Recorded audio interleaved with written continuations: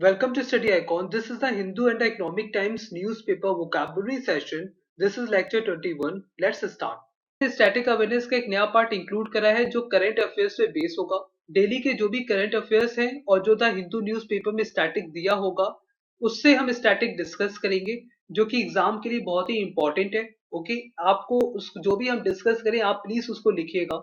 अगर आपने वो लेक्चर मिस किया है तो आपको मैं लास्ट में एनोटेशन दे दूंगा तो वहां से देख सकते हैं। और अगर आपने सब्सक्राइब नहीं किया है तो सब्सक्राइब करिए क्योंकि आपसे कोई वीडियो मिस ना हो।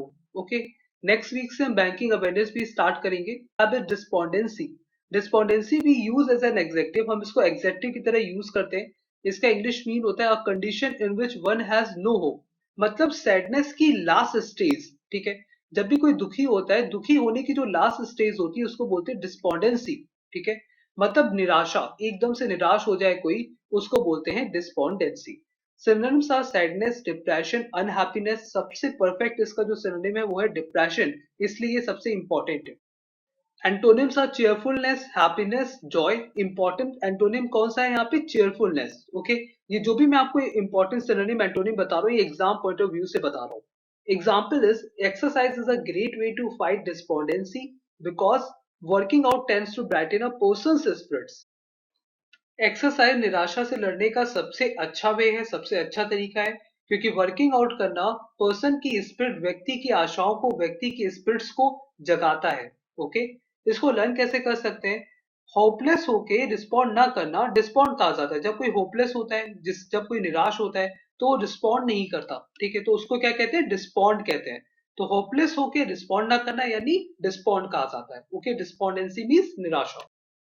Next vocab is vacuous. Vacuous भी यूज एज एन एग्जेक्टिव, हम इसको एग्जेक्टिव की तरह यूज करते हैं। इसका इंग्लिश मीन होता है कंटेनिंग लैक ऑफ थॉट और इंटेलिजेंस, और से कंटेनिंग नथिंग। मतलब वैक्यूअस मीन्स होता है खाली, बिल्कुल खाली। लेकिन अगर कोई ह्यूमन है, अगर कोई ह्यूमन पर्सन है तो उसके अंदर कुछ ना कुछ तो इंटेलिजेंस होती है, इसलिए वहां बोलते हैं containing lack of thought. Lack of thought लिखा है यहाँ पे, मीन्स ज्ञान की कमी होना, विचारों में कमी होना। ठीक है, या कहें कि बिल्कुल खाली दिमाग। ठीक है, लेकिन कुछ ना कुछ तो होता है, इसलिए यहाँ पे लिखा है लैक ऑफ थॉट। अगर किसी चीज के लिए बोलेंगे तो क्या बोलेंगे? कंटेनिंग नथिंग, मतलब जो बिल्कुल ही खाली होता है। Okay, synonyms are unintelligent, vacant, stupid, dumb. अगर इंपॉर्टेंट सिनोनिम की बात करें तो दो यहाँ पे इंक्लूड कर सकते हैं। एक हम इंक्लूड कर सकते हैं वैकेंट और एक कर सकते हैं dumb. Okay, antonyms are bright, full, intelligent. Important antonyms कौन कौन से यहाँ पे? Bright and full. तो ये बहुत ही इंपॉर्टेंट एंटोनिम है, ब्राइट, फुल, और सिनोनिम कौन कौन से? Vacant and dumb. Example is criticizing his opponent's argument as vacuous. The lawyer asked the judge to dismiss the case. अपने ओपोनेंट के आर्गुमेंट को खाली बताने की आलोचना करते हुए लॉयर ने जज से केस डिसमिस करने के लिए बोला। ओके, इसको लर्न कैसे कर सकते हैं? देखिए, वैक्यूम मीन्स क्या होता है? खाली। ओके, और वैक्यूअस मीन्स क्या होता है? खाली। और वैक्यूम को वैक्यूअस से अगर रिलेट कर दे तो आप इससे इसको लर्न कर सकते हैं कि वैक्यूअस यानी वैक्यूम यानी empty. Okay, next vocab is propensity. Propensity बहुत ही इंपॉर्टेंट वोकैब है, इसको आप हमेशा याद रखिएगा और इसके ऊपर एक एग्जाम्पल बनाने का ट्राई करेगा। ओके, प्रोपेंसिटी को हम नाउन की तरह यूज करते हैं। इसका इंग्लिश मीन होता है नेचुरल इंक्लिनेशन और टेंडेंसी, मतलब एक प्राकृतिक झुकाव हो किसी चीज की तरफ या एक लगन हो, उसको बोलते हैं प्रोपेंसिटी। बहुत ही इंपॉर्टेंट वोकैब है। Synonyms are penchant. पेंचेंट बहुत ही इंपॉर्टेंट सिनोनिम है यहाँ पे। Proclivity and bias. ओके, तो सबसे इंपॉर्टेंट यहाँ पे सिनोनिम बोला जाए तो वो है penchant. Okay, antonyms are dislike, hate, disinclination. Important जो एंटोनिम है कौन कौन से यहाँ पे? डिसलाइक करना, किसी चीज को हेट करना, ये दोनों ही बहुत ही इंपॉर्टेंट है। तो प्रोपेंसिटी के एंटोनिम पूछे जा सकते हैं तो क्या? डिसलाइक और हेट इंपॉर्टेंट है, और सिनोनिम में पेंचेंट बहुत इंपॉर्टेंट है। Okay, example is Sanjay's propensity to lie is going to get him into trouble one of these days. Sanjay का झूठ बोलने की तरफ झुकाव उसको इन दिनों मुश्किलों में डाल रहा है। ओके, तो प्रोपेंसिटी मीन्स क्या होता है? झुकाव या फिर लगन। तो इसको लर्न कैसे कर सकते हैं? तो देखिए यहाँ लिखा है प्रोपेंसिटी, यानी प्रॉप को अगर हम बोले प्रॉपर और सिटी को बोले सिटी, यानी आजकल लोगों की टेंडेंसी प्रॉपर सिटी की तरफ मूव करने की है। सो टेंडेंसी होना यानी किसी चीज की टेंडेंसी होना, किसी चीज की आपके अंदर इंक्लिनेशन होना, यानी उसको बोलते हैं propensity. Okay, next vocab is detrimental. Detrimental बहुत ही इंपॉर्टेंट वोकैब है और मैंने आपको बताया जिस वोकैब के आगे भी स्टार रखा हो मेरी वोकैब में, आप उसको प्लीज नोट डाउन करा करिए। ओके, क्योंकि वो बहुत ही इंपॉर्टेंट वोकैब्स है। डेट्रीमेंटल को हम एग्जेक्टिव की तरह यूज करते हैं। और इसका इंग्लिश मीन होता है टेंडिंग टू कॉज हार्म, मतलब जो चीज आपको हानिकारक हो, जो चीज आपको नुकसान पहुंचाए, उसको बोलते हैं detrimental. Okay, synonyms are harmful, damaging, injurious, hurtful. सबसे इंपॉर्टेंट जो यहाँ पे सिनोनिम्स है वो है injurious and harmful. Okay, antonyms are beneficial, friendly, good. Important antonym की बात करें तो वो है फ्रेंडली एंड बेनिफिशियल। कोई चीज बेनिफिशियल है, कोई चीज फ्रेंडली है, तो वो डेट्रीमेंटल का अपोजिट है। Okay, my grandmother still does not own a microwave because she believes the radiation could be detrimental to her health.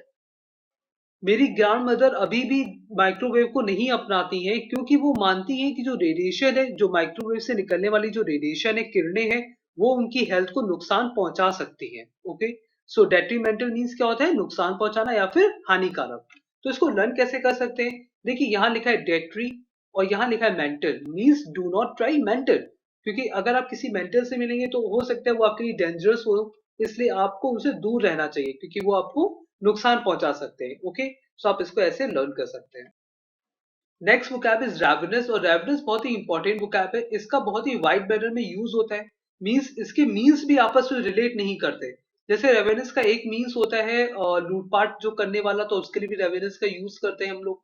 कोई हिंसक होता है, उसके लिए भी रेवेनस का यूज करते हैं। बहुत भूखा होता है, बहुत खाने वाला होता है, उसके लिए भी हम बोलते हैं रेवेनस। और जो जिसके लिए खाने के लिए लालच हो, सेटिस्फेक्शन की लालच हो, संतुष्टि की लालच हो, उसके लिए भी हम रेवेनस वोकैब का यूज करते हैं। तो इसका इसलिए बहुत ही इंपॉर्टेंट वोकैब बन जाता है, इसका यूज बहुत ही वाइड मैनर में होता है। Okay, synonyms are hungry, greedy, rapacious. Important synonym की बात करें तो वो है rapacious and greedy. Antonyms are sated, satisfied. Important antonym की बात करें तो दोनों ही बहुत ही इंपॉर्टेंट है, सेटेड भी और सेटिस्फाइड भी। Okay, example is the public is ravenous for information that will help them achieve a better life.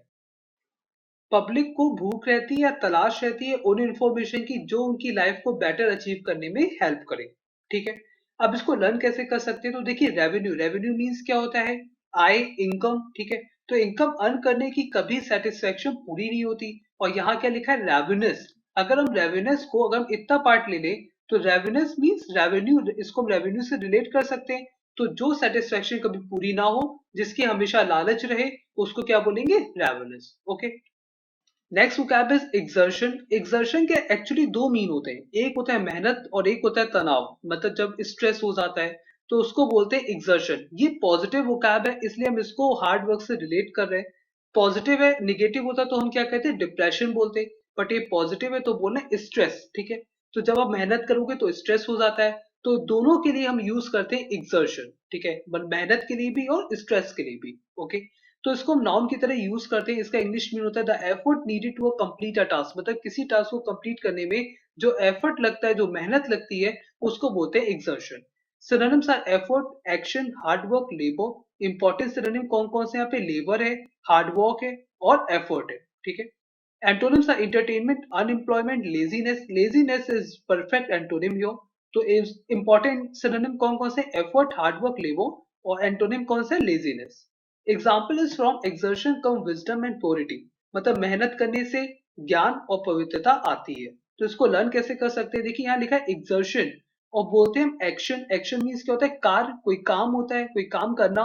तो exertion and action both are rhymes, तो आप इसको यहाँ से रिलेट कर सकते हैं। Okay, next is icing on the cake. ये एक ईडियम है, बहुत ही इंपॉर्टेंट ईडियम है। इसका मीन होता है कि something good that is added to another good thing, मतलब कोई चीज अच्छी थी, उसमें दूसरी अच्छी चीज मिल जाए, यानी अब वो चीज बहुत अच्छी हो जाए। ठीक है, तो उसको बोलते हैं आइसिंग ऑन द केक। जैसे एग्जाम्पल है, she was delighted she got new job but having her best friend as her boss was just the icing on the cake. मतलब वो खुश थी कि उसको नई जॉब मिल गई थी, बट बेस्ट फ्रेंड का बॉस होना ये उसके लिए आइसिंग ऑन द केक था, मतलब ये उसके लिए और भी अच्छी खुशखबरी थी। ठीक है, जैसे जस्ट सपोज किसी दिन फेस्टिवल हो और उस दिन हमारी टीम मैच जीत जाती है, तो वो हमारे लिए आइसिंग ऑन द केक होता है। मींस कुछ अच्छा था, यानी फेस्टिवल था और मैच जीत गई हमारी टीम, तो वो हमारे लिए आइसिंग ऑन द केक हो गया, वो हमारे लिए और भी अच्छा हो गया। Okay, okay, so that's all for today. If you like our effort please do not forget to like the video. अगर आपने वीडियो से कुछ भी सीखा हो तो प्लीज बिना लाइक करे ना जाइएगा, और अपने फ्रेंड्स के साथ और जिस प्लेटफॉर्म पे भी शेयर कर सकते हैं प्लीज शेयर करिए, और कमेंट करके बताइए कि आपको वीडियो कैसी लगी। Okay, so now we will meet in next video. Have a very nice day.